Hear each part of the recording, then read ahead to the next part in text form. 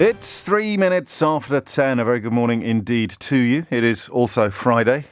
Insert crackerjack related humour here, or crunchy bar related humour, according to your whim and generation. And it means that I am tempted come 12 o'clock today to do something a little bit silly. There is a Scandinavian politician who has just spent 7 hours as Prime Minister of her country, which prompts me to wonder whether you've ever had a job that was even more short-lived than that. No prizes for historic listeners to the programme, predicting which anecdotes I will be wheeling out should we decide to turn our attention to that tale a little later in the programme. I also like the Amazon story for a whole heap of reasons. The Extinction Rebellion protesters today blocking Amazon depots on so-called Black Friday, causing travel chaos, but the role Amazon plays in our lives intrigues me. Do you remember when Tesco was taking over the world? Probably most age groups will remember that. There was a time when it felt as if Tesco were going to end up being like something out of Doctor Who. You know, they were going to be tentacles. Tesco tentacles would extend into every single corner of our lives. They've got an insurance company now. We'd come on the radio in the morning and say, they've just launched an Undertakers or something like that. And then it almost got too big. And it began to retract again. I wonder whether Amazon is going to defy that rule about there being a tipping point, there being a limit to just how enormous a single conglomerate can become. And is that a bad thing? Is that necessarily a bad thing for society? And inevitably, I suppose, we'll talk about tax as well. 5 after 10 is the time. And here's the headline of the day. Are you ready for this? Seriously, if I do this, you know how bad I am at hooks and teasers. I say something to you at 5 minutes after 10 and say, stay tuned to find out more. And then I completely forget about it. And I spend the whole weekend getting tweets saying, what was the answer to that question? How many scientists did come here under that special scheme designed to invite the best scientists in the world to Britain without having to obey any immigration rules? It's driving me mad. I mean, obviously you could Google it, but sometimes I hook and tease stuff that is probably a little bit hard to Google. It was 0 scientists, by the way, but I imagine everybody predicted that, given that it was one of those attempts to plaster over the cracks caused by the dreaded B word. But here is one that I guarantee is going to have a significant swathe of the current audience hanging onto their radio, or, of course, going to Google to find out the answer immediately. It's a Daily Mail story which has the headline, it rejoices in the headline, how to check whether your cat is a psychopath. You just need to know, don't you? It's part of me. I don't want to upset anyone. Part of me thinks all cats are psychopaths, aren't they? And I speak as someone who's always had cats. I had them as a child, and I have them now. I've got 2 now at the moment. Big cat, little cat, as I call them. But all cats have an element. Well, anyway, you'll be able to find out for sure whether your cat is a psychopath. But I want to begin with. I nearly said speaking of psychopaths, but that wouldn't be fair. But we're going to talk about Priti Patel. I can think of a million reasons why you might want to uninvite Priti Patel from a gathering, but I'm not sure that this letter sent by Boris Johnson to Emmanuel Macron should be one. The story as it stands is this. France's Interior Minister has cancelled talks with the UK Home Secretary, sort of counterpart, Priti Patel, after Prime Minister Boris Johnson called on France to take back people trying to cross the Channel. Well, listen, I want to know what you think, actually. I'm having one of those days that I think are really healthy and important, where you wonder what you actually think. So on the old dead cat, we're always at war with Eurasia. What's the line from 1984?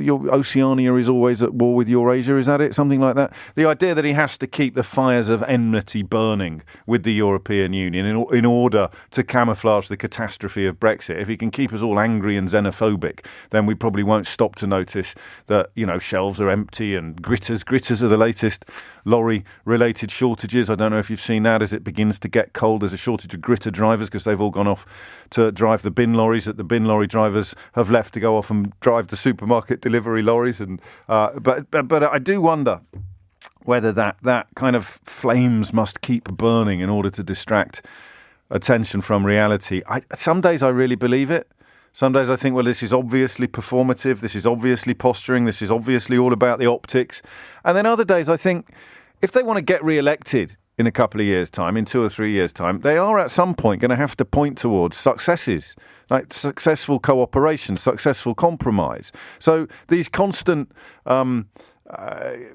stokings of enmity with the European Union, they could just be a sign of incompetence. They could actually be trying to build bridges, trying to engage in a little rapprochement, a little diplomacy, but they're just really, really bad at it. And I guess any sort of fears that it's unfair to describe them as really, really bad at stuff lead you immediately back to Peppa Pig Gate earlier this week, which remains a moment of almost unbelievable political incompetence upon the biggest of world stages. So the reason that they've given, I think the key word is public here. The contents of the letter are self-serving and silly, but if they'd been self-serving and silly in private, actually that's not fair either, you know. I told you I was in one of those moods where I'm not quite sure what to think. I don't know that anything in the letter is outrageous in its suggestions. It's obviously a little bit embarrassing to have spent 2 years bleating meaninglessly about sovereignty and now suggesting that we'll put British troops on French beaches to help with law and order or to help with political issues in the UK. So, I mean, what is sovereignty if not control over who patrols your own beaches? But hey-ho, they're French. They don't matter as much as we do. Might be the calculation here, might be the rationale. But we'll go through what's in the letter. We consider the British Prime Minister's public letter unacceptable and counter to our discussions between partners. And I'm going to suggest to you at 10 minutes after 10 this morning that the crucial word here is public.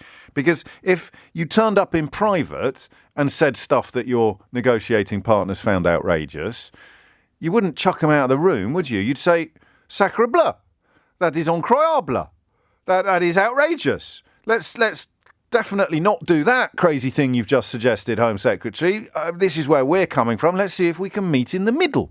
I'm just right about that, yeah? If you do it in private and nobody else is present except your counterparts from other European countries, in this case, I think Belgium goes, I think the Netherlands go, I think possibly Germany go. I'll double check for you. But if you do it in private, then you don't run any risk of being excluded from the negotiation. So I'm going to go all in on the suggestion that the key word in the complaint from the French Interior Minister is public.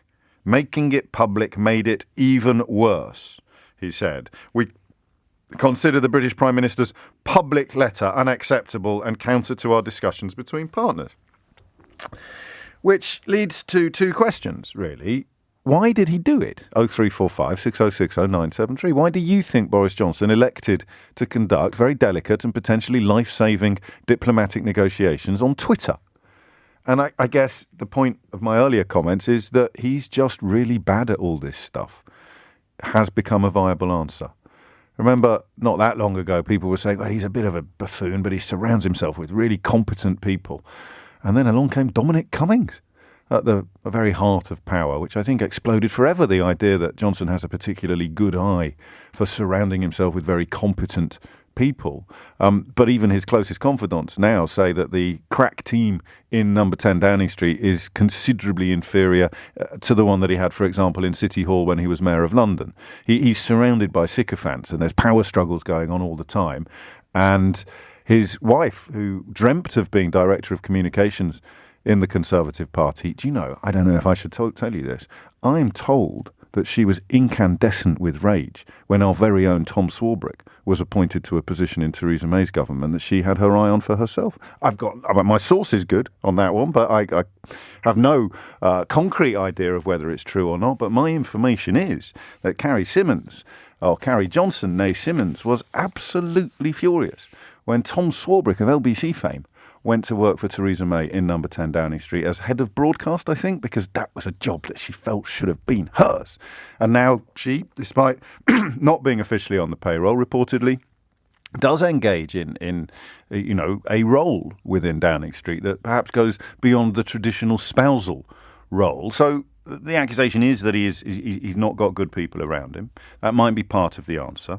Why did he, and none of us will know for sure, I'm probably 52% incompetence, 48% a master plan I can't currently conceive of. Why would he do this in public? 0345 6060 973.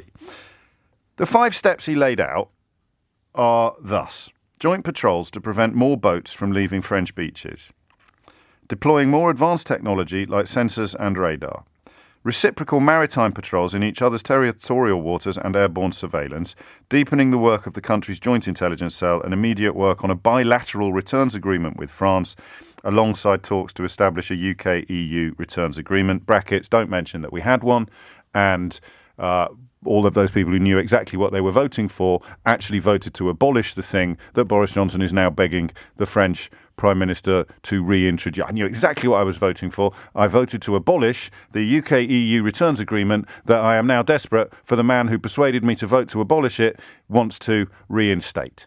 That's mad, right? I mean, when you spot these little circularities, it's so dispiriting to think that we've done this to ourselves on an entirely voluntary basis. But the problem with these suggestions, and this will, I think, form the second part of our conversation today, is that they are a metaphorical wall. When, as any fool know, France already processes considerably more asylum applications than we do. So we seem to be, or Boris Johnson seems to be, trying to abnegate any sense of global responsibility, any sense of responsibility and or any sense of global Britain. What you can work in conjunction with the French to do is to make it safer for people to apply for asylum here, to try to find ways in which they can do it in a way that doesn't endanger their lives, that doesn't risk their lives. And if you're unhappy about asylum seeking and refugees and what have you, then the point at which we demonstrably do a hell of a lot more to fix this global problem than France does is a point at which you can throw your rattle out of your pram, should you so desire. You can do your little Nigel Farage impression at that point and start pretending that you are disturbed by people speaking foreign, even though your own children speak foreign to their mum at home, in Uncle Nigel's case. So that simple division of responsibility seems to me to be crucial, and Boris Johnson seems to be completely denying it.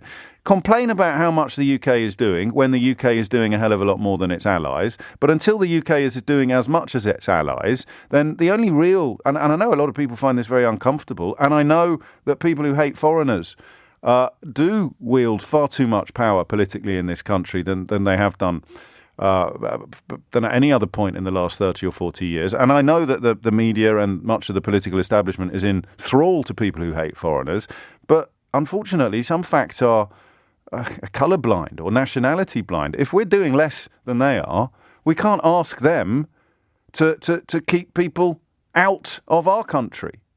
We just can't. It's just bad politics. It's just silly. It's just never going to work. And to do it in a public letter, in full knowledge that you're essentially saying, we're doing a lot less than you already, but we need your help in doing even less.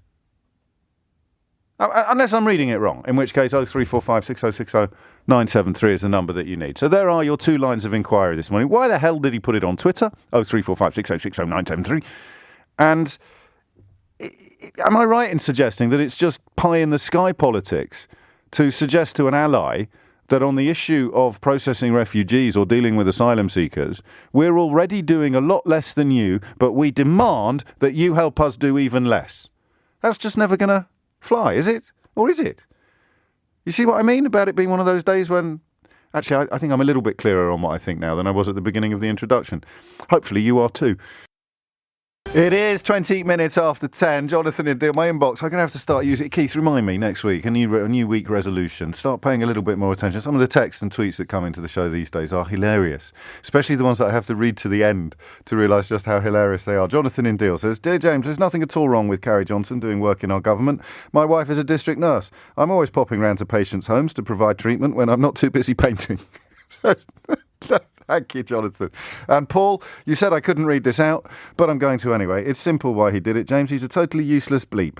And I know you can't broadcast this one on the radio. And another one here. Johnson probably made the letter public because he thinks he's so clever and wants to show off his own erudition. So there are two questions.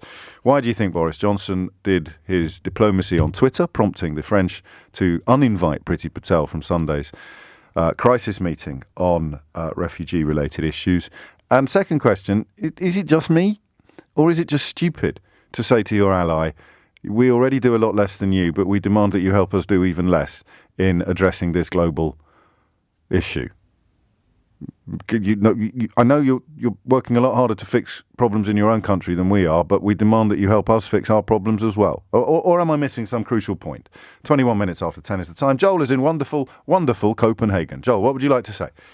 Good morning, James. Hello. I think this is just a piece of grandstanding, basically, on the carcass of Brexit, because they've had a catastrophic last sort of 3 weeks, and that started in the polls, and so he thinks, I know what I need to do. Polls are close, and I don't imagine you take the Daily Mail in Denmark, but the Daily Mail insists that Boris Johnson's on a big roll at the moment. You've got to pay attention, Joel. So Stephen Glover thinks Boris Johnson's having the time of his life. Everything's going swimmingly. It's all brilliant.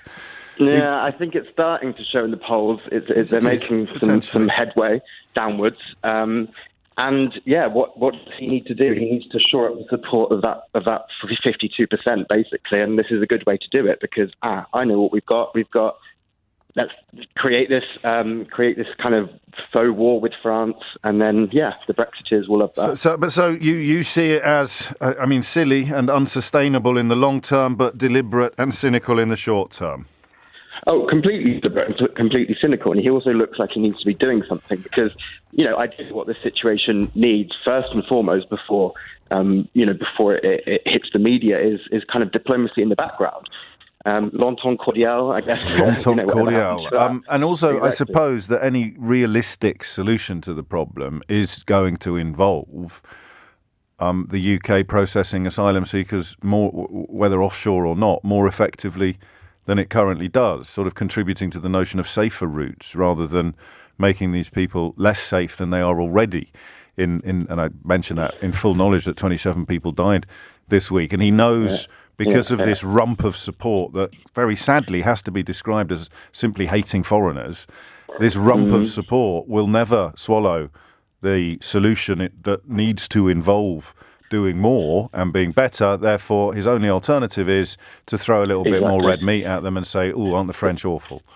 Exactly, and then try and push everything onto France. I mean, I just read the letter, and some of it, to be fair, sounds fairly decent and could, in theory, be a good idea. Whether the government can do anything in practice that actually works is a completely different question. But you get to the sort of last page where it says, and then we will push everyone back that arrives, and then just expect you to take them back and process them there. So that's ridiculous. That's not going to work. No, this is the scary bit. This is literally saying, well, it doesn't say it, but between the lines, you already do way more than we do to deal with this international crisis, and we are bringing forward plans to ensure that we do even less, and we demand that you help us. Exactly. And seeing some of them, just having a look at the Express headline this morning, Macron stabs Johnson in the back. Macron's non to UK boots on French beaches. That's the Daily Mail. Could you imagine, for one moment, Joel, what would happen if French gendarmeries were to be marching up and down the beaches of Brighton and Hove? Oh, God. What would the Daily Mail would blow the mother of all gaskets. We would never hit. Oh my God, sovereignty! Farage would be bouncing up and down like a bean, like a jumping bean. I don't know. They're French. Blooming uniforms on our beaches. But the Daily Mail, when it is suggested that we should put British boots on French beaches, the Daily Mail is outraged at the French lack of enthusiasm. Speaking of France.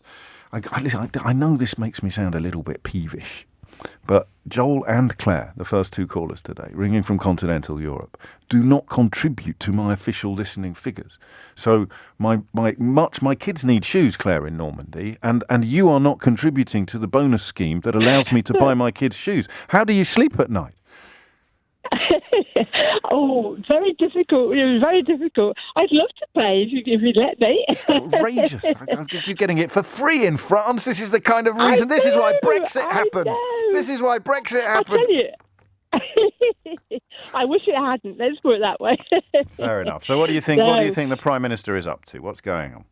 Oh, well, I think it's a very poorly disguised way of propping himself up with his own public to basically hit out against the EU and obviously particularly France because he thinks it's easy points. He's going to score and obviously with his own base unfortunately, he's throwing out racist and anti-immigrant red meat to try and get everyone to look in that direction instead of actually looking at what a pretty poor performance he's done, and also obviously Priti Patel has not shined, has she, in her well, this is the problem either. with going into the red meat supply business. It is never a long-term solution to a problem, and she has been quoted lavishly this morning elsewhere, describing how successful she would be, starting, I think, in 2019, predicting what the situation would be by April 2020. And now, of course, we're in November 2021. And according to these measures, if you are perturbed by these numbers, she's been an absolute disaster. And yet she's still in post. I don't think he can sack anyone, can he, really? That's part of the problem, perhaps. No, because I think if he could, well, if he should, but as he should be sacking himself. Well, that's the bottom line. If it's going to be for moral standards or competence standards, then there's no bar which he would clear. He can't, therefore, impose bars on others. So he can do it in a reshuffle when it is just seen as rearranging the furniture rather than actually punishing people. But I don't think he's capable of punishing anyone. How's it playing in France? How is it playing in Normandy this morning? In fact, I mean, initially he was seen as being a bit of a jolly clown and ha ha ha, isn't it funny?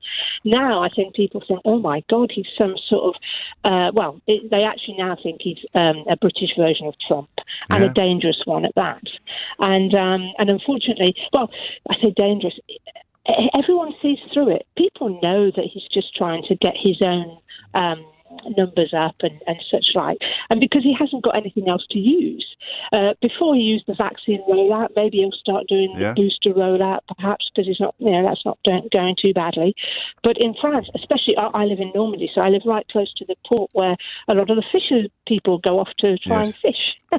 So people are not happy locally here in Normandy about, obviously, the issues about fish licenses and such like. But I honestly don't think that he's seen as being even more idiotic than he was before. And great. Macron, whatever he does, I mean, he's pretty pathetic too. He comes across as very petty often as well. I mean, this isn't a binary divide. But as you said in your explanation before, France will obviously defend itself and Europe from a country that's not doing their bit. If Britain and France and the EU could actually sit down and have an adult conversation with someone who they felt would have confidence that they would speak truthfully and that they would actually act upon any agreements made, then I think that wouldn't be an issue. And I think that, therefore, you could say that Macron could be deemed to be petty. I think, Boris Johnson has form, but Macron is the adult in the room, and that's what the EU see. That's beautifully put. Thank you. A voice from Normandy and a voice from Copenhagen. We will turn our attention a little closer to home after the very latest news headlines. I'll just remind you briefly, I'm also interested in your views on the idea that you can get an ally that's already doing more than you are to help you do less. It just seems to me to be really, really silly, and that really is the closest that there is to a formal policy. Thomas Watts is here now with your headlines. 10:34 is the time. You're listening to James O'Brien on LBC, where, I mean, the more you think about it, the more one theory feeds into the other. So it is ridiculous, I think. Don't send me text saying, stop bashing Boris. Just ring me up and tell me two things. Number one, how would you sell the idea to an ally that you've done quite a lot to alienate over the last 5 years, that they should do more on an issue they already do more than we do on, to help solve our problems? That's the key question. That is what Boris Johnson is effectively doing. Then you can tell me how you would feel if there were French gendarmes marching up and down the beaches of Kent. And then you can tell me how you feel about Boris Johnson going back on Brexit, because you knew exactly what you were voting for when you voted to pull out of the Dublin Convention that allows returns between EU countries. You knew exactly what you were voting for when you voted to pull out that policy, that legislation that makes it much, much easier for the UK to send people whose asylum applications have failed back to the European countries that they came through or came from. You knew you were voting to abolish that. So how do you feel now about Boris Johnson trying to bring it back? The last question is slightly tongue-in-cheek, but the first two aren't. I'm just trying to think of another situation in life. It's a dispute with your neighbours, let's say. So you are already... What do you dispute with your neighbours about that fits into this kind of category? What about an apple tree? There's an apple tree and you already clear up 2/3 of the apples. So the tree is right on the middle. You own the tree equally. Yeah? It's right on the border. Half of the tree is in your bit of property and half of the tree is in their bit of property. But through some fruit-based anomaly, 2/3 of the apples fall in your garden, right? And you clear up the 2/3 of the apples that fall in your garden, even though the tree obviously is shared. And that seems to be reasonable because you've got more apples landing in your garden than him next door, old Grumpy Pants, has got landing in his garden. But Grumpy Pants then brings in the lawyers to demand that you do more to clear up the apples that are landing in his garden. That's what Boris Johnson is doing on Twitter today. He's essentially saying, well, I know you clear up more apples than we do from this tree that is a joint problem or a joint responsibility, let us call it. However, I insist not only that you do more to pick up the apples that are landing on our side of the garden, but also you let us wander into your garden whenever we want to throw apples at each other. Now, I think that analogy works quite well, actually. That is the crazy bit about it, is the French do more than we do to address this global problem, and Boris Johnson is demanding that they do even more so that he can do even less. And the tragedy of Brexit Britain is... those people will agree with him. The people who hate foreigners will just agree. Yeah, we shouldn't have to do anything. Have you got one living in your house? Why do I do a sort of estuary voice on that? These people are generally middle class. It's outrageous. They go to church, don't they? Like Quentin Letts of the Daily Mail used to be a deputy church warden popping up on telly yesterday to claim they're all coming here for benefits or some such claptrap. That's a real myth as well. Farage did a lot of that, didn't he? I was sticking up for working class people. Where'd you go? Yeah, of course you are, mate. You cross the road to avoid them. You go with your mates at Lord's in your stupid coats and your bright red trousers. You're no more a working class hero than I am. 0345 6060973 is the number you need if you want to pour cold water upon the suggestion that asking an ally to do even more than it is currently doing to help you do even less when they're already doing more is probably not very clever. And if you don't fancy that bit of it, why do you think he's put it on Twitter? Ash is in Boston, in Lincolnshire. Ash, what would you like to say? Yeah, so I'm from a town that basically 80% voted for Brexit, so it's very much that demographic. It was at the heart of the Eastern European scaremongering as well. It's definitely changed a small market town, and I can kind of understand why people would have voted the way they did. But sure. Part of where I think Boris is, he's fighting an element where he's in trouble at home domestically, and he's got to distract from that. And the biggest way to distract from it and to win a voter share is to, again, attack the migrants. And he'll keep doing this because a lot of the people that he's trying to win the votes are the people that are complaining about Black Lives Matters. And we're saying, well, why don't all lives matter? Yeah. Yet when you ask them if lives matter in a dinghy in the channel, they don't care about their lives. Of course they don't. How many have you got in your spare bedroom? Yeah, but the problem here is that they hate the dinghies even more than they hate the French. Yeah. So, exactly. So what's going to break? Something has to break here because the boats keep coming. God forbid people keep dying. Farage keeps bleating, going down the beach with his camcorder. Yeah. What does success look like? Well, his next step will be it'll be a COVID variant, which means we have to close the borders because this variant's coming from North Africa or something. That will be the next step somewhere along the line. And that's how they'll try and fix this and turn everyone against immigration.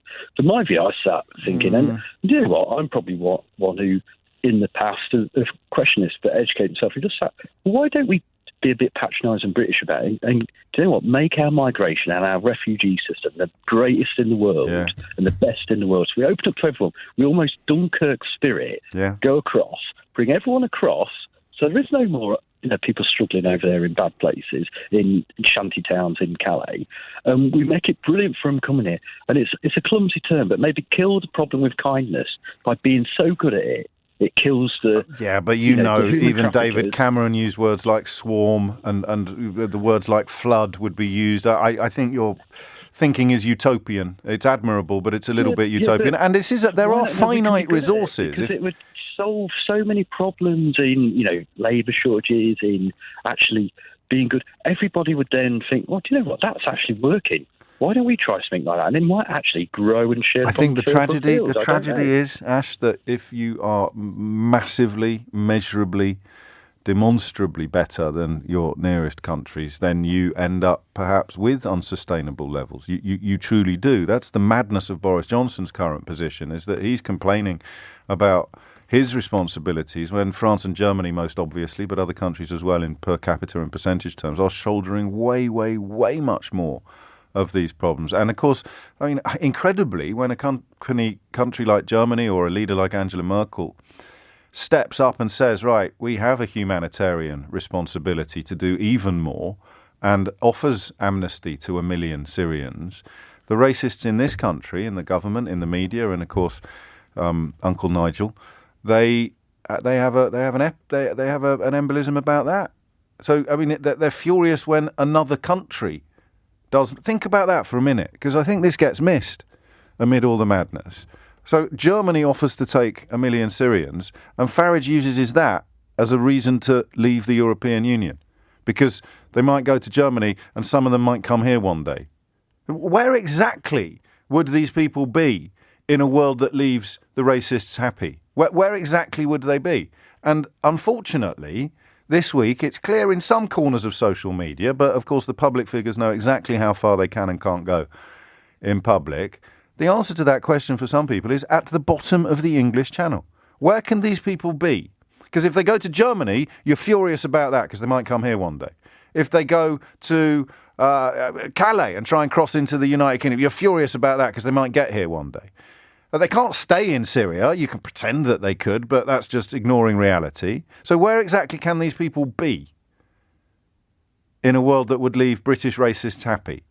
Answer? Sadly, for some, I'm sure not for all, but I'd need a bit more evidence to be fully confident of this. The answer is at the bottom of the English Channel, which is why you saw people celebrating on social media this week. And I think there is a problem with major media outlets having unpoliced, unregulated social media, because I don't think anybody should run a risk of stumbling over that kind of thing under a banner of respectability. The problem is, of course, it costs money. 10:43 is the time. You're listening to James O'Brien on LBC. So online harms currently being considered, of course, at a legislative level. You'd think, wouldn't you, that celebrating the deaths of refugees would be fairly high on the list of the politicians charged with safeguarding us from online harms. Unfortunately, I suppose some of them engage in online harm. So the likelihood of that happening anytime soon is somewhat slim. James is in Eccles. James, what would you like to say? Yeah, I think it's exactly what's been said by your previous callers in terms of the content and the reason. The reason he's done it is exactly that, to get people. Oh, our Boris, he's defending our beaches from the migrant swarms, and he's sticking it to the French and the old Britishness. But I think with revealing the contents, I mean, yeah, in private in a negotiation, you might start with something like that, but he knows the same way you try to explain with reason to Brexiters many times on your show. The contents don't matter. They're not gonna look at that in a rational way and go, we already do less, and so he's asking us to do even less than that. They're not going to look at it as anything. But this is the bit now. Okay, this is the bit that I'm going to push people on for the rest of this topic, because the people we are talking about, they hate the dinghies. They hate the people in the dinghies. They don't want anybody coming here from any route, actually. But obviously this week and this year and this quotes, crisis end quotes, is about dinghies. And they can be, you're right, successfully groomed to hate the French as well. So today they hate the French.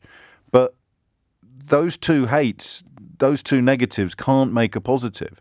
So unless we cooperate with the French and shoulder more of the burden, you're never going to solve the other problem. So do you see what I'm saying?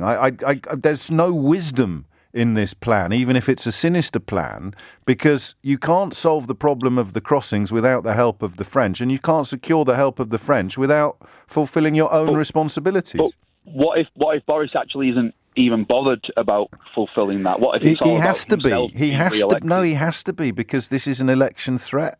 All you need, and why? It's no coincidence that creepy Uncle Nigel has popped up again this week going, I'm contemplating a return to frontline politics. Because that's what happens, isn't it? The Tories are not being racist enough, and it leaves another gap on their far-right flank, and along comes creepy Uncle Nigel to fill it. Yeah, exactly, and there you go. And I think that's what Boris is competing with. I think it's less about the negotiations and more about look what I'm doing. Look who I'm. But unless he stops the crossings, none of this can work. I don't think any of this can work. And then we're back to the question of, is he up to something sinister or is he just rubbish? I think it's all about the bravado. I think it's all about the public image rather than... Otherwise, why put it on Twitter, James? Yeah, exactly. Why put it on Twitter? Any positive analysis of why you would do this on Twitter, you can go straight to the front of the queue on 0345 6060 973. And equally, if James is misrepresenting you, and if I am misrepresenting you, and you fully understand that Boris Johnson is asking our allies, who already do more than we do, to do even more so that we can do even less, you fully understand that is exactly what is happening, and you think it's brilliant because ... 0345 6060 973. Because, of course, if you're just getting angrier and angrier about everything, then you're kind of proving that he's right when he thinks he can treat you so appallingly. When he sits there thinking, these people are so stupid. Remember Barnard Castle? These people will swallow anything. I could shoot someone on Park Lane and not lose a single vote. These people are so stupid. We've curdled their brains so completely with Brexit and xenophobia and all the rest of it that they are never, ever going to turn against me because I've groomed them so perfectly and so completely. And you're sitting there today proving him right. It is 10:51 and you are listening to James O'Brien on LBC, where the question is pretty simple. How can anybody ever support the notion of telling an ally that does more than we do to fix a specific problem that they need to do more so that we can do less? And against that backdrop, what on earth was Boris Johnson thinking when he elected to put a delicate and potentially life-saving negotiation with France on Twitter? The number you need is 0345 6060 973. Quick shout to Tony in Bishop Stortford, who's just texted to say, 10 years of texting, James. One day you'll read one out. Blimey, Tony, that's quite the weekend for you coming up, isn't it? And now I'm going to speak some French, because this is what Emmanuel Macron was saying just as we came on air, I think, this morning. Je suis surpris des méthodes quand elles ne sont pas sérieuses. On ne communique pas par tweets. Don't pick me up on the accent, all right? That translates roughly as, I'm surprised by the methods when they're not serious. We don't communicate by tweets. I think, in fact, the full speech went a little further. We don't communicate from one leader to another on these subjects like this via tweets or by making letters public. So we came on air at 10 o'clock this morning suggesting that the reason why Emmanuel Macron has uninvited Priti Patel from a crucial summit on Sunday about the refugee crisis is because Boris Johnson elected to make his letter public, and here an hour later is Emmanuel Macron saying that we don't communicate from one leader to another on these subjects like this via tweets or by making letters public. So the question evolves slightly into, so did Boris Johnson do this on purpose, in which case he's an idiot, you might say, or did he do this not expecting this response? In which case, actually, let's remove the word idiot from the conversation. It's a bit unhelpful. Did Boris Johnson do this on purpose, expecting Priti Patel to be uninvited or expecting this sort of response to the French, in which case he's dropped a massive clanger? Or did Boris Johnson not realise that this would prompt this sort of response from the French, in which case he's dropped a massive clanger? The only difference is one clanger was dropped on purpose and one clanger was dropped by accident. Ronan's in Cork. Ronan, what would you like to say? Hi, James. Good morning.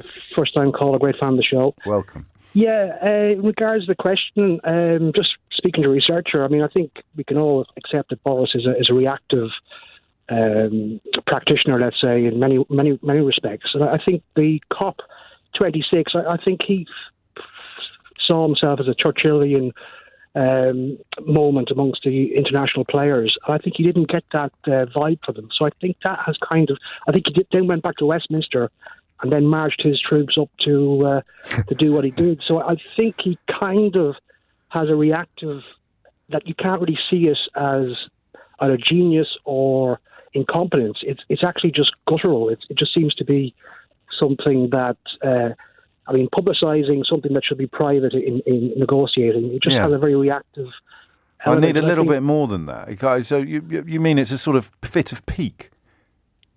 Yeah, or what? Let's. I know that you were on hold when I did the clangers, but is it a deliberate clanger or an accidental clanger then?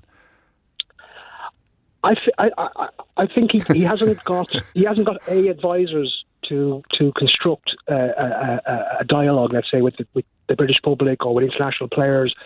So he's left with, of course, as you said, some yes people around him. So he's kind of a dictator amongst a kind of veil of democracy. So he has that kind of North Korean kind of, I'm going to make all bananas go. I'll do whatever I want kind of thing, you mean? Well, he's got the there has to be an end game here, doesn't there? I mean, whether he's got an eye on an end game or not, there has to be one because time passes. And so... there is an end game. What? The end What game is it? 2020 to 2024. No, in the context of the current refugee crisis and the current contretemps with France, what is the end game? What does success look like for Boris Johnson? Success is basically fanning the fires and waiting for a Trump-esque type character to come in 2024 US, and there you'll have the Axis, the old empire, the empire. No, okay, I mean that's fine. It's not an answer to my question, but we both know that because your thesis would be that there isn't one, which is fine.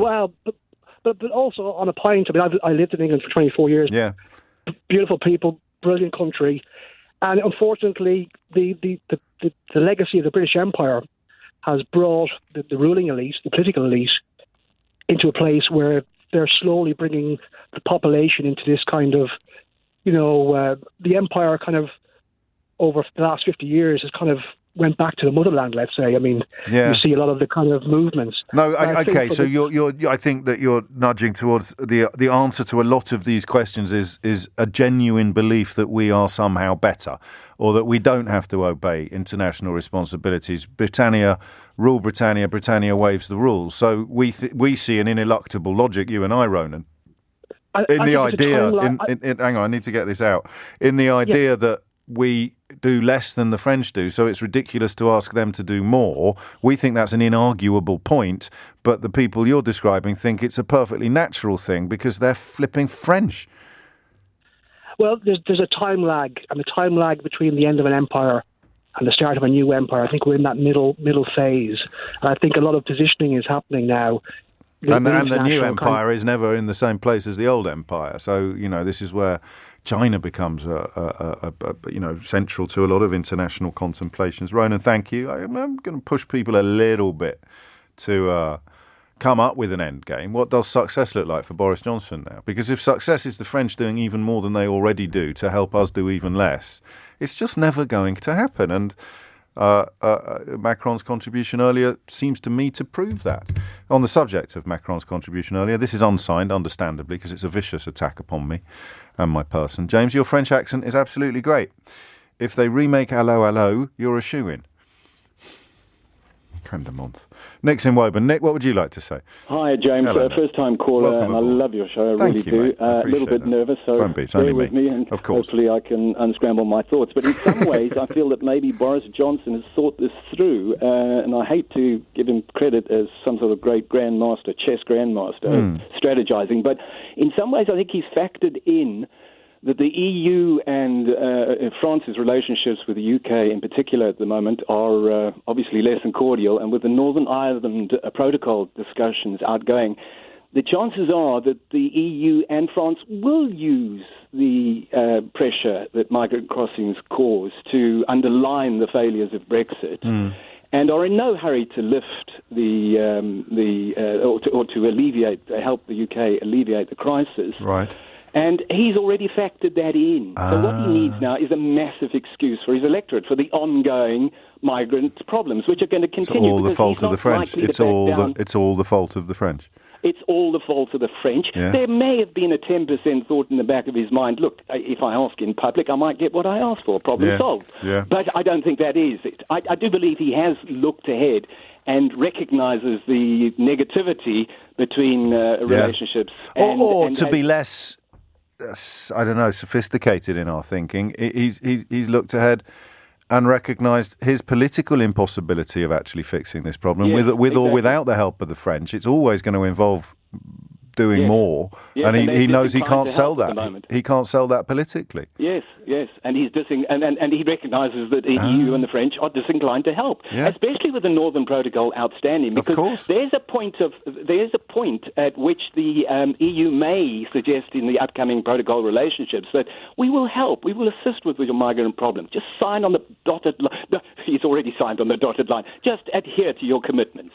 Yeah. So it is a point of leverage that he's recognised they will use and won't go away anytime soon. Yeah, do you know, I like that. I don't know why you were worried about unscrambling your thoughts. I like that idea. So the end game is the other end of the telescope. We've spent the whole hour looking through the little end of the telescope, but if you look at the events from the other end of the telescope, the big end, then actually he's acting in a kind of reverse reaction. This is how it will end. We can't do this thing that would fix it. Therefore, we've got to make sure that responsibility for the failure to fix it has nothing to do with us, even though we are responsible for the failure to fix it, and everything to do with the French, who are also not looking very helpful or amenable at the best of times, not just on this, but also on fishing. And of course, with the new Chancellor in Germany doubling down on commitments to the Northern Irish Protocol, we're going to be very lonely and cold on that front as well. And the only way Boris Johnson can protect himself from full responsibility for these crises is by pretending that it's all the fault of foreigners. 4 minutes after 11, Sajid Javid, the Secretary of State for Health, giving a statement in the Commons at the moment on the new variant of coronavirus that has been identified in Africa, South Africa, Botswana, Ethiopia, Namibia, Eswatini and Lesotho being the countries from which travel has been suspended. We'll catch up with further details on that this hour. I think apologies now to everyone waiting to talk about Boris Johnson's odd diplomatic flex overnight, although the last caller there was, I thought, very strong on it, actually. If you acknowledge, because we did the whole hour the wrong way round. It's a good job he came on last, isn't it? If you acknowledge that Johnson can't fix this problem, because that would involve being humane and decent towards refugees. And he can't do that because he's got Farage on his shoulder, insisting that they behave even more abominably and callously towards the most desperate human beings on the planet. And therefore, knowing that he can't fix it, all he can do, is try and shrug off responsibility for the continuing arrivals and, please God, no, but potential further deaths. And the way to do that is to antagonise the French. I actually think he's fixed it. What was his name, the last fella?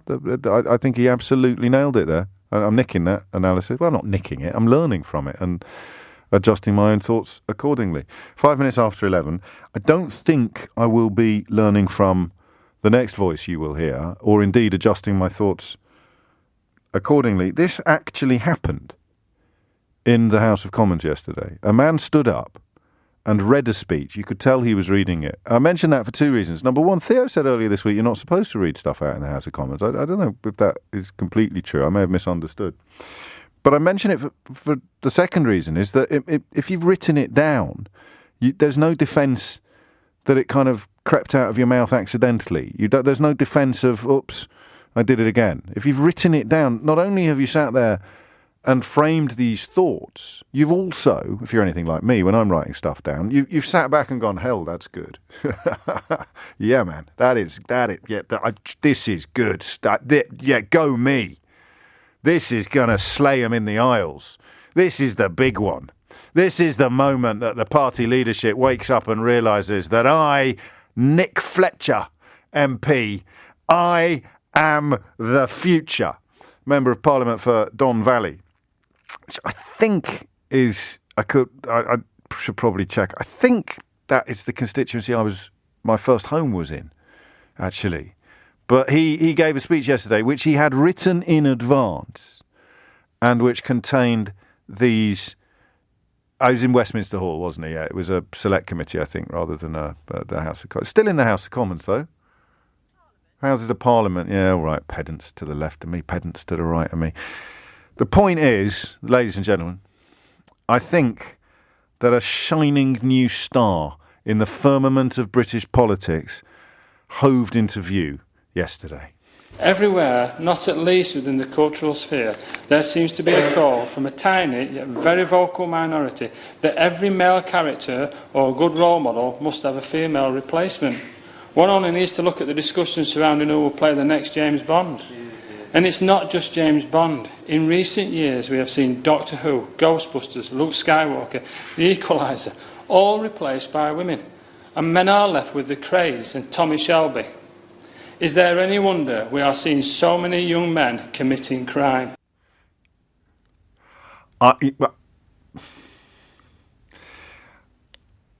Where to start? Start with one thing. Tommy Shelby, the fictional head of the Peaky Blinders, actually ended up in Parliament, didn't he? At the end of the last series. He's an actual MP, albeit that he's a criminal and massively corrupt. He'd fit right in, actually, wouldn't he, at the moment? He'd have been all over those PPE contracts, old Tommy Shelby, wouldn't he? But I'm going to have to play it again. In fact, it's 8 minutes after 11. I might consult with Keith. I might just play it again and again until 12 o'clock and then launch an entirely different topic. Everywhere, not at least within the cultural sphere, there seems to be a call from a tiny yet very vocal minority that every male character or good role model must have a female replacement. One only needs to look at the discussion surrounding who will play the next James Bond. And it's not just James Bond. In recent years we have seen Doctor Who, Ghostbusters, Luke Skywalker, The Equalizer, all replaced by women. And men are left with the Craze and Tommy Shelby. Is there any wonder we are seeing so many young men committing crime? So you heard the last bit, right? The bit where he talked about a female Doctor Who and Tommy Shelby, and then added, is there any wonder? It's like Gavin Williamson. It's so hard not to try to take the mickey out of the way he speaks, but I appreciate, because it's a regional accent, that'll sound snobbish, which it isn't meant to sound snobbish. It's meant to be mocking the dullness of his delivery, but hey-ho. I don't mind, we have to make small sacrifices upon the altar of common decency. So here's part of his statement, issued subsequently. As has been alleged rather lazily by several individuals, I did not link a Doctor Who being female to crime being committed by men. Third time, I've been told I can't play it out endlessly until we'll probably have to pay him royalties, apparently, if I do that. So third time, this is his statement later, yesterday. And I don't know if we're going to get a topic out of this. I just thought I'd share it with you because it's so choice. And because, God knows we need bright, shining new stars in the political firmament, don't we? Also, as a man who has always been somewhat frustrated by the absence of manly male role models in my life, particularly since my father passed away 9 years ago. I've been desperately searching for a manly male role model in my life. So I, for one, am delighted by Nick Fletcher's arrival in the spotlight. That is one more male role model than we had yesterday, isn't it, lads? Seriously, who do you want to be when you grow up? I want to be Nick Fletcher, MP, complaining about... What is he actually complaining about? An alien on the telly being played by a woman. Is that what he's complaining about? Where's Doctor Who from? Oh, come on, Keith. I thought you'd know that. Where's he from? Gallifrey. Oh, get in. He's from Gallifrey, mate.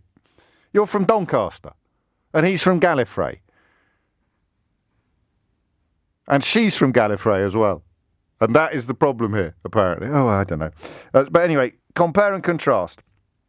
As has been alleged, rather lazily, by several individuals, I did not link a Doctor Who being female to crime being committed by men. Everywhere, not at least within the cultural sphere, there seems to be a call from a tiny yet very vocal minority that every male character or good role model must have a female replacement.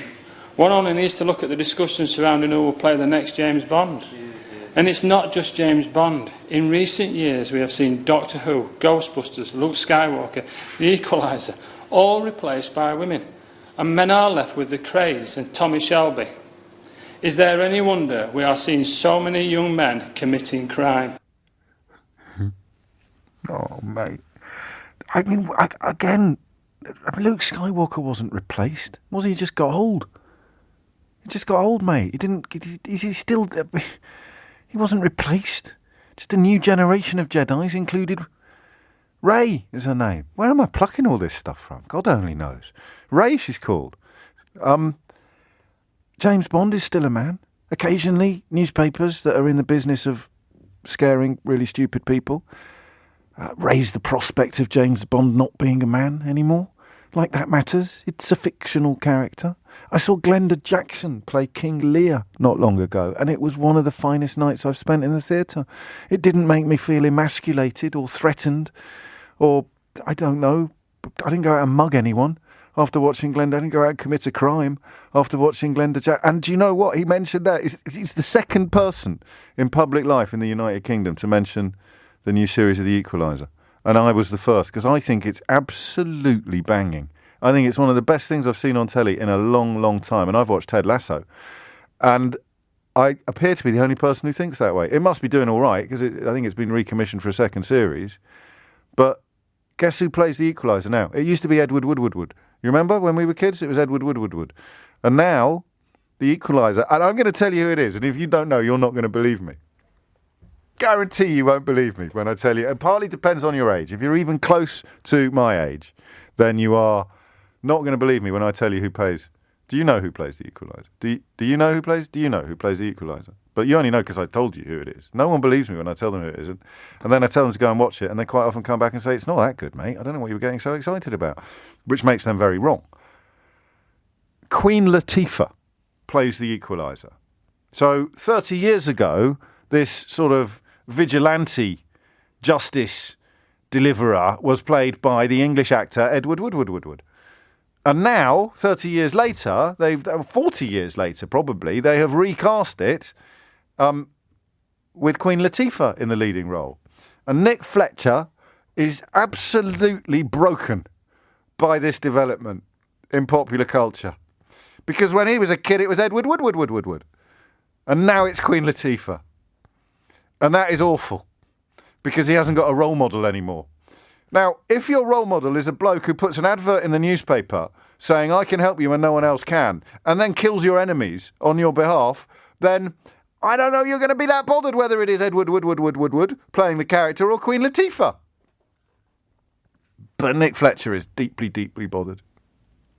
Broken, in fact, by the fact that Luke Skywalker got old, by the fact that Edward Woodward no longer plays The Equalizer, it is instead Queen Latifah, by the fact that some people occasionally suggest that James Bond might be a woman. Do you know in the last film, no spoilers, but James Bond has actually retired? And do you know what sex the current holder of the 007 code name is?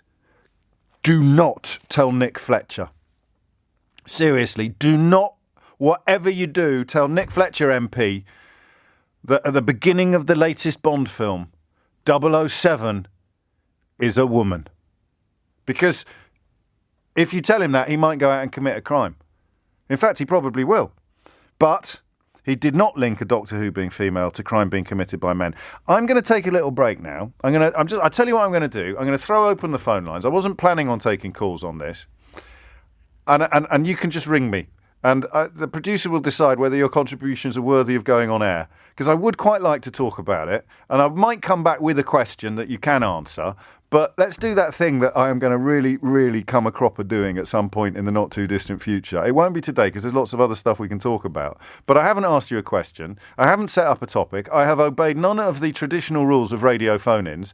But I think, with a degree of confidence that you might just ring in and have something to say about this. And it might be serious. All right, I will give you a question. When I was a kid, I wanted to be my dad, like a lot of lucky lads do, lucky enough to have a top dad. Apart from my dad, I think I most wanted to be Trevor Francis or Peter Shilton. A little unfortunate, the second one, given how the world has turned subsequently. And I don't know what Trevor Francis is up to these days. I hope he's still with us. But I wanted to be either Trevor Francis or Peter Shilton, depending on whether I was playing in goal or whether I was trying to score goals. No prizes for guessing what football team I supported at the time. But looking around the world today, most of the most famous footballers that young lads look up to are still men. And I don't turn on my telly very often and think, good God, all the crime fighters are women these days. I don't think the world has changed much. I think we just acknowledge, far from proportionately, that women do stuff too. What on earth is he cross about? 0345 6060973. Is there even a scintilla of a serious point? Because he's doubled down on it. He says, boys need positive male role models. And that is a point that I will continue to reiterate and never apologise for making. Oh, my days. This is a suck it and see hour, 21 minutes after 11, based upon the premise or the question of what on earth was going on in Nick Fletcher's mind when he stood up and complained about... Can I play it once more? Can I, before we go to the call? So here is a topic. This is a first on British radio, all right? Here's a clip, and then I'm taking some phone calls. And that's it, really. Can't believe we got paid for this. Everywhere, not at least within the cultural sphere, there seems to be a call from a tiny yet very vocal minority that every male character or good role model must have a female replacement. One only needs to look at the discussion surrounding who will play the next James Bond. And it's not just James Bond. In recent years, we have seen Doctor Who, Ghostbusters, Luke Skywalker, The Equalizer, all replaced by women. And men are left with the Craze and Tommy Shelby. Is there any wonder we are seeing so many young men committing crime? Lolly's Cupcakery has tweeted me to point out someone actually said "here, here." There's two of them. Someone actually said "here, here" in the background. Here. They might have been drunk, I suppose, or just sort of nodding off. They wake up and think, oh, God, I'm in select. Here. Oh. Claire says, James, how else do you explain the global female crime spree that has taken place since TV and films were invented? It's obviously because of all the constant barrage of positive male role models. Give little girls a chance to lead law-abiding lives by having some female role models for a change. And Pete in Dudley, on a much more serious note, says, I have to confess that today, upon seeing the bus going past my kid's school being driven by a woman, I was moved to kick a bin. Marnie is in where in Hertfordshire? Marnie, what on earth made you pick up the phone? Hello, Marnie. What's on your mind? Hiya. Hello. So for me, it's really disappointing to have that example. I think we need more integration, not division. Are you? Can I pause you briefly? Sure. Are we having a serious conversation now? Well, I'd hope that does. Yeah. If it does one thing, it evokes some sort of serious. No, I just wanted to be sure. I wanted to be sure that you weren't sort of just soft-soaping me for a while with some sensible commentary and then you were going to hit me with a big punchline at the end of it. No, I mean, initially when I heard it, I went, wow. Yes. I thought I'd heard a lot of things. And I just think it's disappointing, to say the least. I would have expected a link between, female criminality, not male criminality as such. But I do wonder if he's looked at the demographics of the population and have any understanding of why we need more female role models. Well, you think he may be surprised to discover that half the world is female? Perhaps. Yes, perhaps. It's possible. The Anything's other possible. side of it is I'm raising two future white middle-aged men. I'm raising two boys. Yes. And certainly I do a lot of work with women and trying to promote greater representation in the industry I work in. So I think it's really important we actually bring everybody up on this journey. Could you be my role model? No, I mean, if I was little now, why can't you look up to women as much as you look up to men? Absolutely. Why can't my children? Why can't they look at female role models even though they're boys? There's no reason why we should be setting one gender to the same gender later on down the line or into the next generation. We should be able to support everybody, and it really is about integration. But unfortunately, when we give a voice to this kind of thing, we can't not give him a voice. You can't not give him a voice, can you? I mean, everyone's entitled to their opinion, of course. But some people should keep it to themselves, just out of what? I mean, do you know what it is, Marnie? For me, two things: the fact that Tommy Shelby's an MP was sort of like that sort of came around afterwards, like a bouquet on a good glass of wine. I was already enjoying the wine, and then I got this top note of remembering that Tommy Shelby's actually an MP, he's a member of Parliament. But it's the fact that he wrote it down, and he must have sat there and got, this is good stuff. This is really good stuff. This is going to get me noticed. for all the right reasons. I think it's that thing, isn't it, that he's made a number of examples, whereas I would be celebrating those examples and going, this is great. I can show my children, I can talk to my colleagues and people I know and go, look, we've got all these fantastic examples, because we still have a raft of male role models as well. But let's not detract here. There are some serious things that we do need to consider, like, criminality, male or female. No, I know. There are male aspects. I'd have been focusing on things like, male suicide and stuff like that, which rightly needs to have debate, discussion. We need to try and tackle. Well, it's often caused by a time you've got. I know. Valuable time in Parliament. You use it like that. It's disappointing, I think. Disappointing is the least of it. Something of an understatement. Marnie, thank you. And on a sort of semi-serious note, Marnie's reminded me that I am actually a grown-up, officially, according to my passport, birth certificate. What is his problem? And I know that sounds like a lazy question, but on this occasion, I think it's the perfect. What is his actual problem? What is he really complaining about? He can't really be cross that Edward Woodward has been replaced by Queen Latifah. So what is he cross? What is his actual problem? And be polite, but don't hold back. Jonathan's in Croydon. Jonathan, what do you reckon? James, it's about inclusion, and it's about, having a female Doctor Who. That doesn't erase all the other Doctor Who's. There's been however many, 13 Doctor Who's up till now.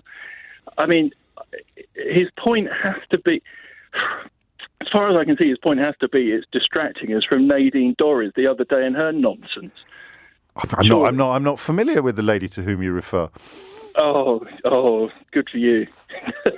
Lucky you. No, he has not stood. Listen, we're getting addicted to dead cats at the moment. There's no earthly way he stood up and did that to distract attention from Nadine Dorries or anybody else. Somewhere inside Nick Fletcher lurks a point. What do you think that point is? What is he really cross about? I mean, listen, let's not hold back. Does he actually have a problem with all women, perhaps?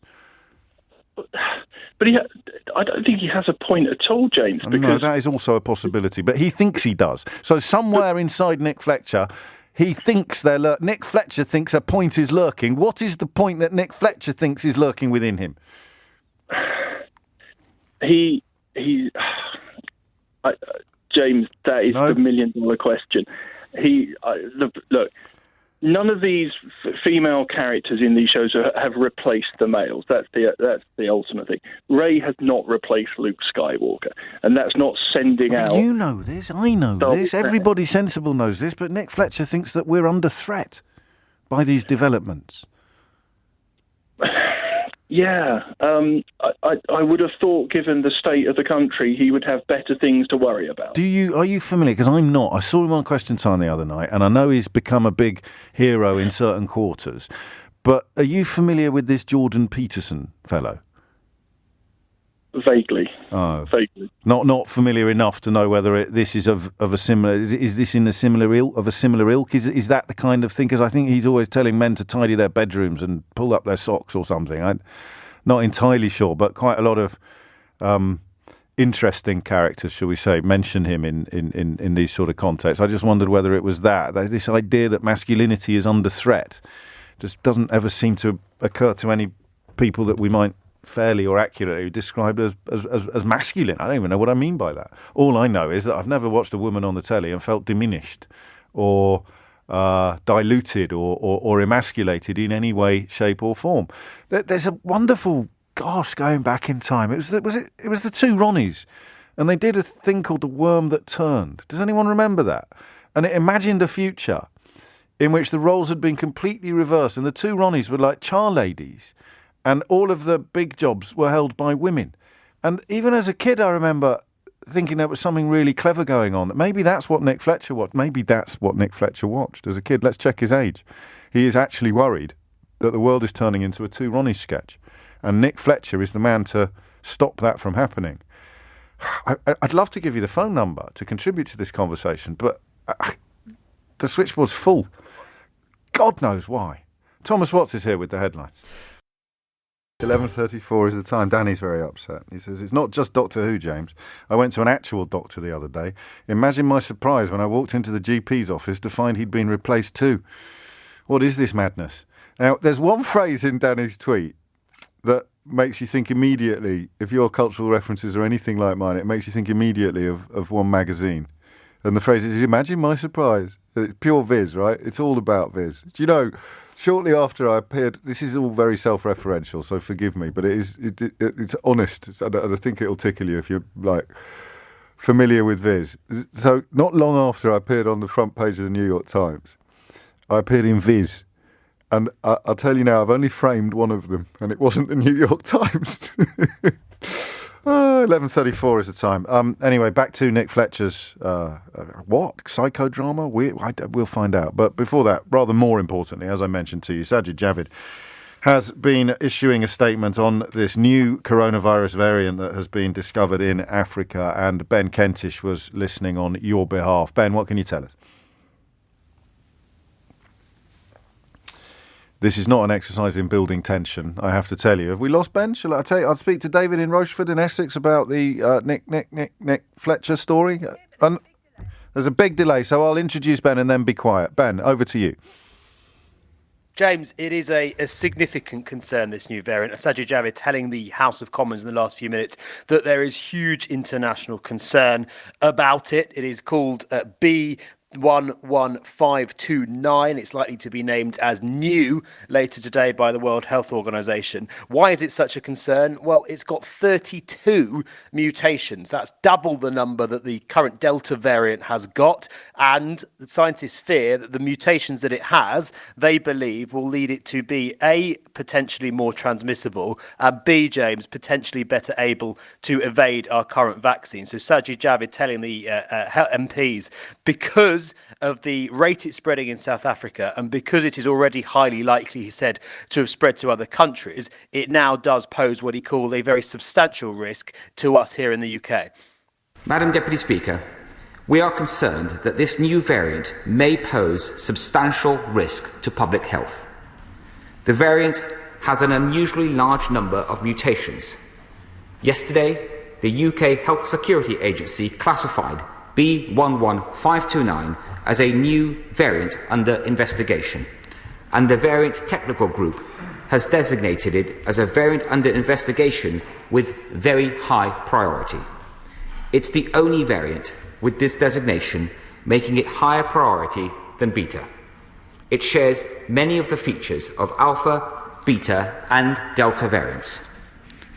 Early indications show this variant may be more transmissible than the Delta variant, and current vaccines may be less effective against it.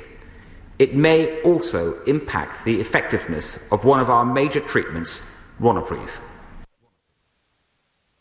James, talking to senior UK health officials overnight, they are very, very worried about this. They don't know a great deal about just how big the threat is, but one said that they fear the best case scenario could be that vaccines are reduced in efficacy as much as they were with the previous so-called South Africa variant, the Beta variant.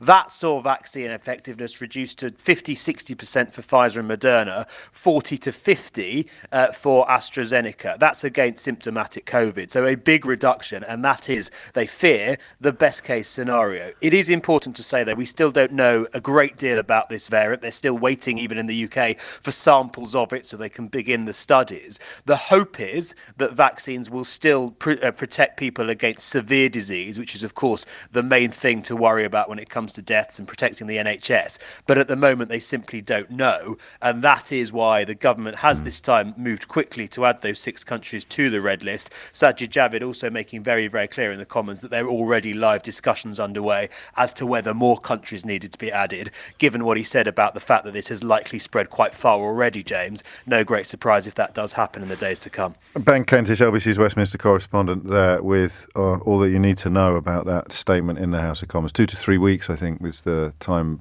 it will take to be clearer or clearest on the level of threat posed and the whether or not those fears of vaccine efficacy being compromised and infectiousness being higher than anything we're used to be confirmed or denied. 11:39 is the time.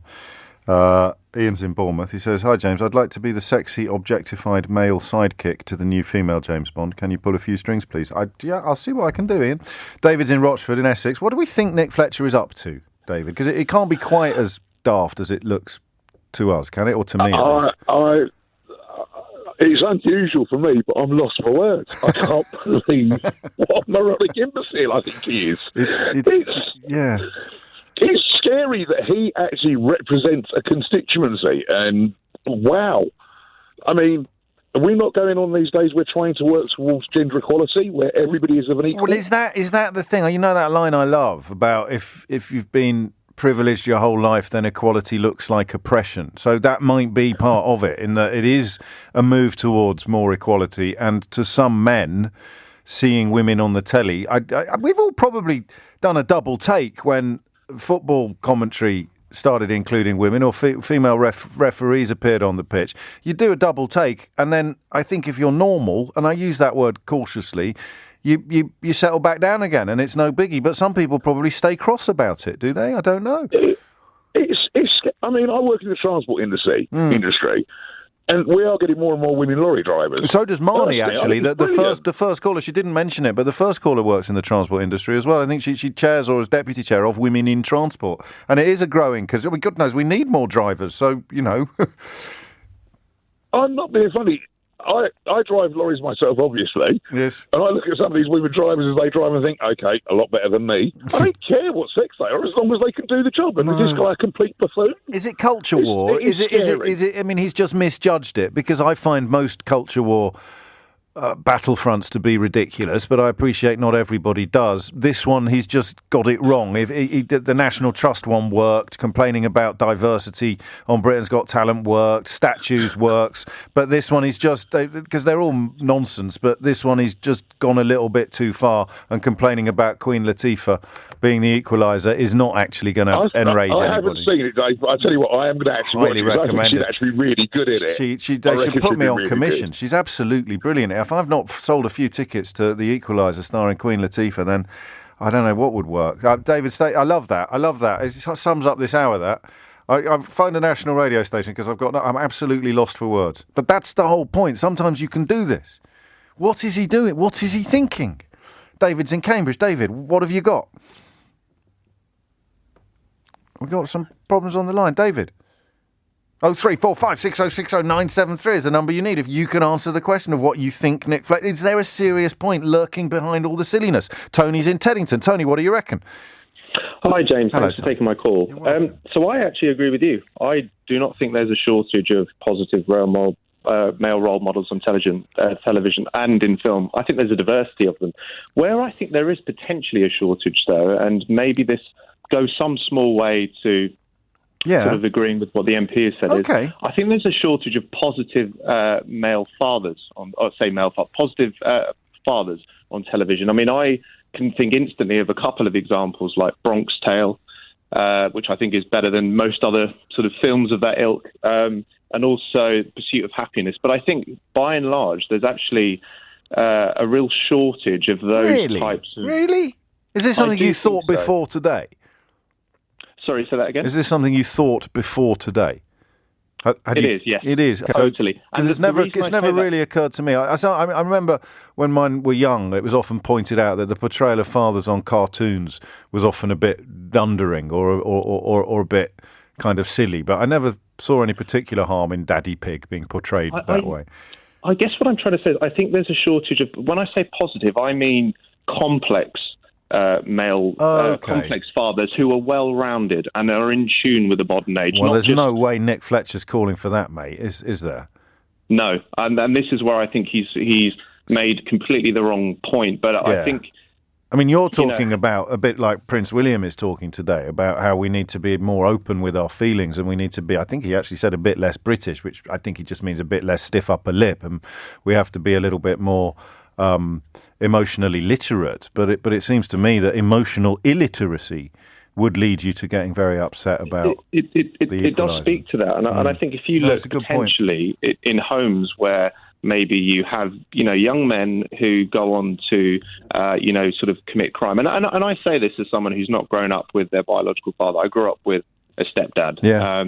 And I think it's no mystery that in perhaps in some of these homes you do have men who go on to commit a life of crime, partly out of want to sort of get involved with gangs where they see other men who perhaps, take on the role of the father they never had. Okay, no, well, I'm not going to make light of that then. That's quite serious. And I don't know whether it works or not, because I was lucky to have one at home, raising me. But do you think, what about soap operas? Some great dads on soap operas, or there used to be when I watched them. There were some great dads in other areas of life. But you think that if you haven't got an example in your own life, you might find a positive example in popular culture?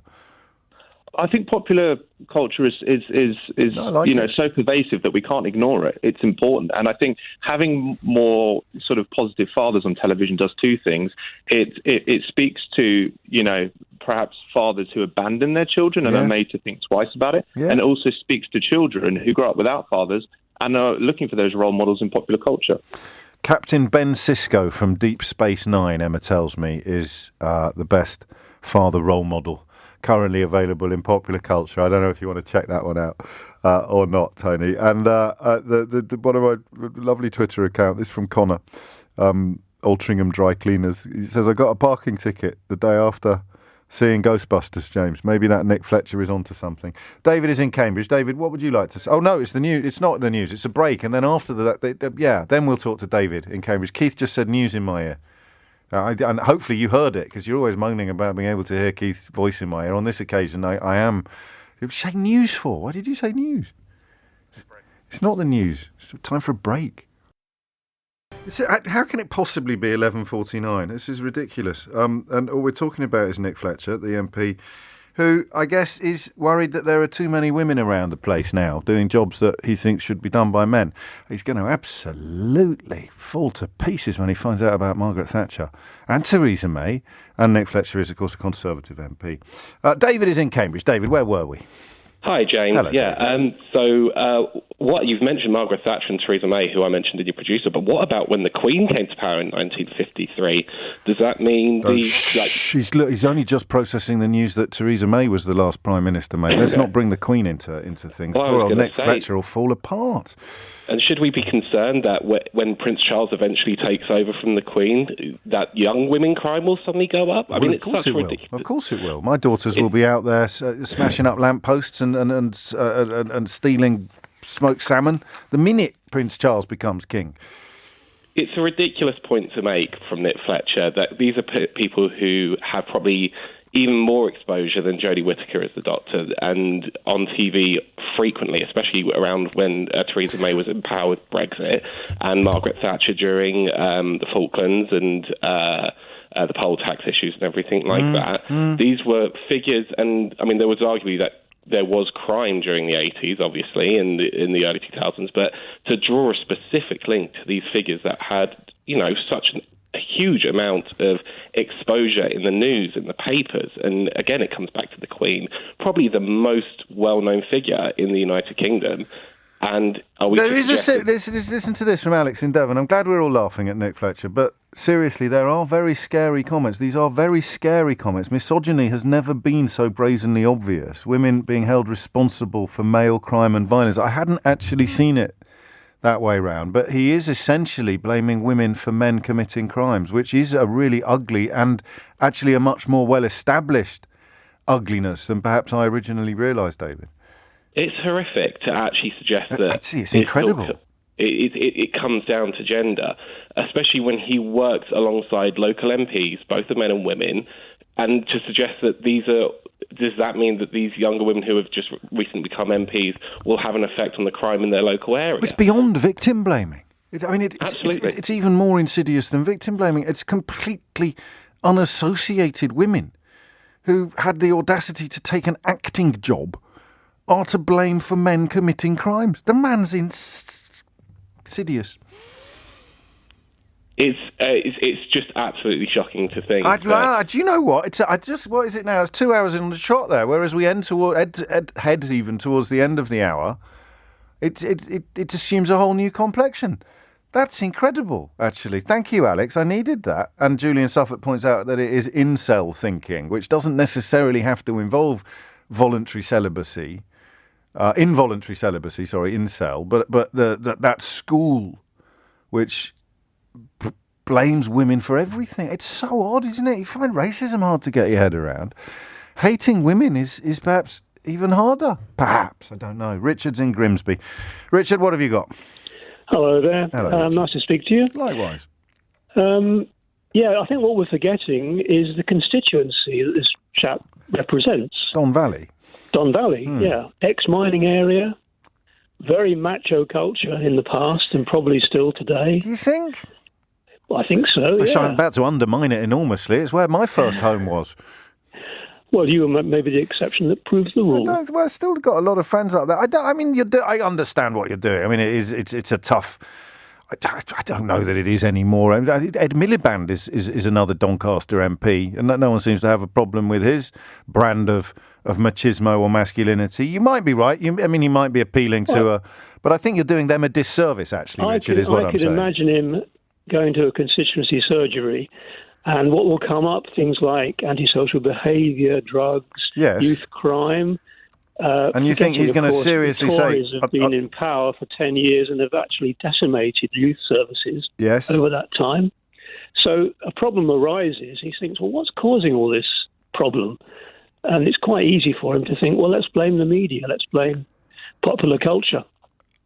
Yeah, maybe. I mean, it wouldn't really last very long when he went into specifics and someone's complaining about having their hanging baskets nicked and he blames it on Queen Latifah playing the equaliser. It's not going to butter many parsnips, is it? I'm sure there'll be people coming to his constituency surgeries and saying the things that he's just been repeating. So maybe it's come from the bottom upwards. Well, who knows? I mean, frankly, there's a vacuum and you are welcome to insert your theories into it. I would personally be surprised, and being, as I say, familiar with that corner of South Yorkshire, I find it highly unlikely that this is a popular view down the pub or even at the local Conservative Association. All the street crime that is unfortunately unfolding in that corner of the country is a consequence of a woman playing an alien in Doctor Who. I think it is simpler than that and uglier. I think it is base misogyny, which is a somewhat overused word in some political contexts, and some may even say ridiculously misused. Geraldine is in Cork, which is in Ireland, obviously. Geraldine, what would you like to say? Hi, James. Hello, James. I think I'd like to be a little bit more charitable to this man. And that's not to condone what he's saying whatsoever, but I think it has less to do with politics and policy than it does with this man's own deepest needs for security and acceptance. And those aren't things to be ridiculed. He's speaking about it in a very, very sincere way. He is. You're right. And that is what is so easy for us to ridicule. But he doesn't want your empathy and understanding, because those are female traits. Got it, whether he wants yeah, it but that's or not. precisely the sort of femininity that he's repulsed by. I agree, and that's why I'm going to wear it a little bit more bravely. And I think in anything of yours that I've read, you are inclined towards that too, to understanding. Here we go. Carry on. what is driving people? You know, he is obviously deeply, deeply threatened by change, and I don't know if he understands himself. And therefore that you don't spend too much time wondering whether these examples that you're offering are valid or not, because your feeling is definitely real.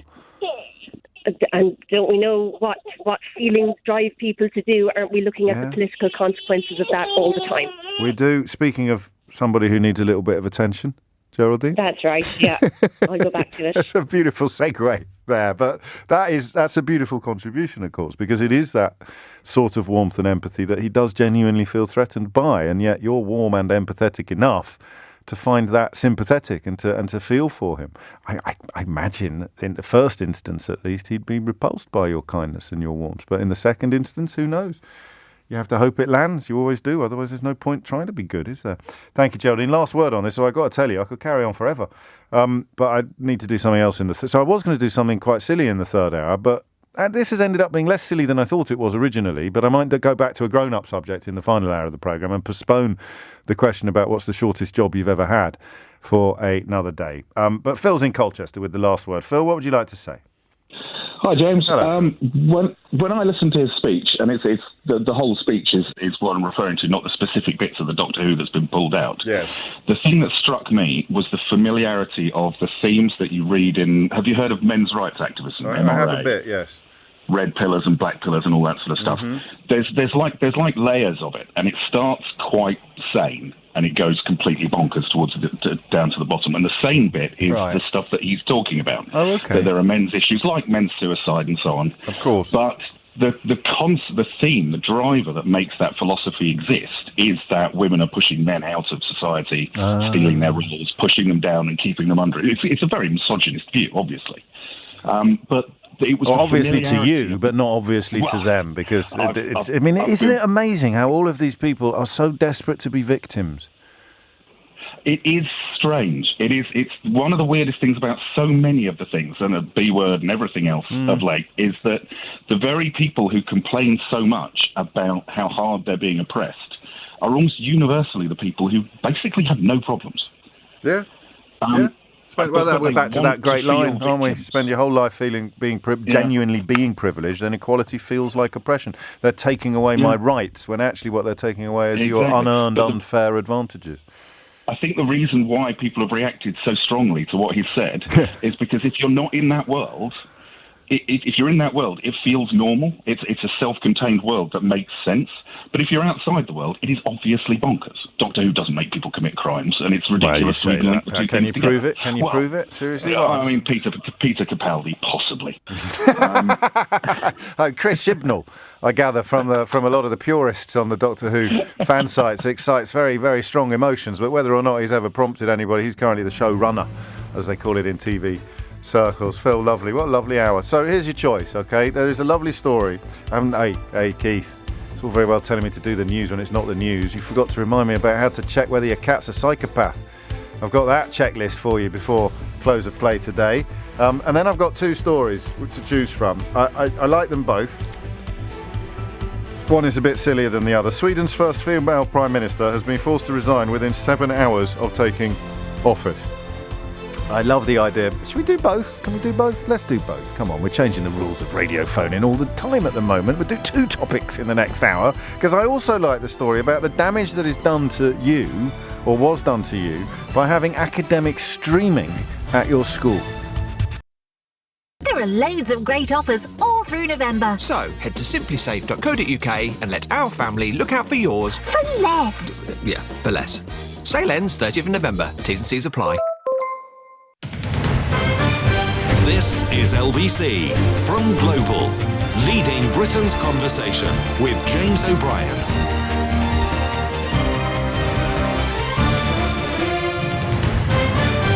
It is 4 minutes after 12, and for our last hour together this week, although, of course, there is a podcast being released as we speak, with one of my all-time favourite famous people, Les Dennis. I just love the guy, and it's a really, really lovely interview with a really, really lovely man. Also a massive talent, you know, that whole generation of performers who could do a little bit of everything. He's in an opera at the moment. He's doing Gilbert and Sullivan at the English National Opera, but serious acting. You may have seen him in Coronation Street. He's been at the Royal Shakespeare Company. I've done him and Bill Bailey lately, and it's quite funny because Les's ambition. If I was usually at the end of Full Disclosure, I ask my guests if they have any ambitions left, because by definition, I guess, to be on the podcast, they've achieved a lot already, and they had like mirror image ambitions, Les and Bill. So Bill would really like, post Strictly Come Dancing, he'd really like to have a song and dance role in a big West End show, whereas Les would really like to do some Shakespeare at Stratford. He's been at Stratford, but not doing Shakespeare, doing serious plays. But I loved that. Both, of course, light entertainers, I suppose you would say, but been on very different paths, very different careers. In the autumn of which, Bill wants to do a big West End show. Any producers listening, I could think of a few roles he'd be great at. And Les wants to do some Shakespeare. But it's a really lovely podcast. I'll play you a little bit of it later and urge you to download it. But for our final hour together, there's three things. Obviously, I have to tell you how to check whether or not your cat's a psychopath. Otherwise, you're never going to forgive me. You're going to spend the whole weekend probably quite frightened, aren't you, that your cat is a psychopath and you have got no way of knowing. And who knows what threat your cat might be posing to you by dint of being a psychopath. So, Keith, whatever happens, when I do the Les Dennis clip, let's do the cat psychopath test, right? Let's just, that's a nice little aid memoir there.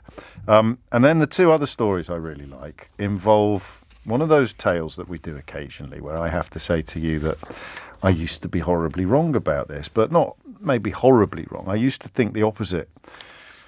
I presume this is the way it will go. Things in school that really suited me, I spent much of my life thinking must be the best way of doing things, So, pretty straightforward. When Michael Gove was Secretary of State for Education, he kind of wanted to remould the education system to the benefit of people who were very good at exams and possibly didn't have to work that hard to do well in them. Now, I loved that because that was me. Obviously, a system that benefits 5 kids in every 30 is ridiculous. And maybe I was the same on sports days. At primary school level, it really doesn't matter who wins or loses, does it? But maybe if I won every race, I would have felt a little bit differently about that. I don't think I would, actually. Certainly secondary school competitive sport can kick in a little later in life. You don't need it when you're tiny. But on this one, the question of streaming, academic streaming, primary school children, I want to know whether you think the same thing applies. So primary school children who are placed in the bottom ability group in their class go on to show increased levels of hyperactivity and emotional problems throughout childhood and early adolescence. This is groundbreaking new research published in the Child Development Journal. Now, there's a chicken and egg conversation here. I'm going to broaden it out into academic streaming in general, because there are countries where they don't do any grouping by achievement. Would you call it attributes? What's the correct word? I don't want to say intelligence because that would undermine the whole point of this conversation. It's not necessarily. There are countries that do not stream you according to ability, perceived ability. And I think Finland might be one of them. And I think they do better in general, on average, than countries that do academic ability. So I just want to know, based on really your experiences, either personal experiences or professional experiences, whether or not we think in 2021 that streaming children according to academic ability is a good thing or a bad thing. 0345 6060 973 is the number that you need. I was put in set 5 for French in my first year at public school, and I was ashamed. I was genuinely ashamed. I just had an absolute nightmare on the scholarship paper, and I didn't have a very good French teacher in my final year at prep school, and I was in top sets for everything else, or set 2, I think, for Latin, but set 1 for everything else. And I was deeply, deeply ashamed to be in set 5 for French. By an amazing stroke of magic, I had a brilliant teacher who had, would you believe, this is the thing about public school, my French teacher had been the rugby fullback for England.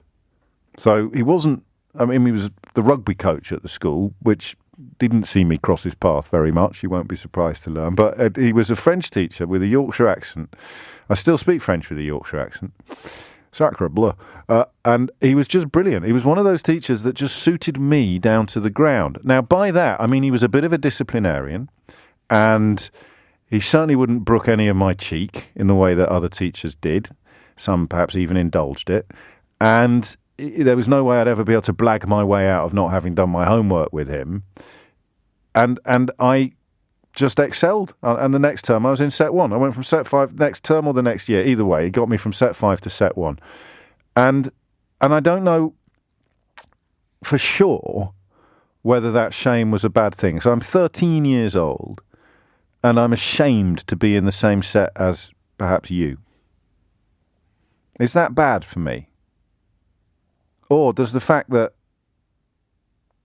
I was so desperate to do well, I probably worked harder that year at French than I had in any other year. So I actually don't know about this one. Maybe I've been a bit unkind on myself. The problem is, what about all the kids in that class who could have worked their fingers to the bone and would never have got into set 4? Is it unfair on them? 0345 60 973. I think this is really interesting. Hit the numbers now, you will get through. I genuinely don't know, and I don't know if there is an objective answer, because the other problem here is, here are 100 children, and their average percentage at the end of year exam in a streamed system is 64%. Right?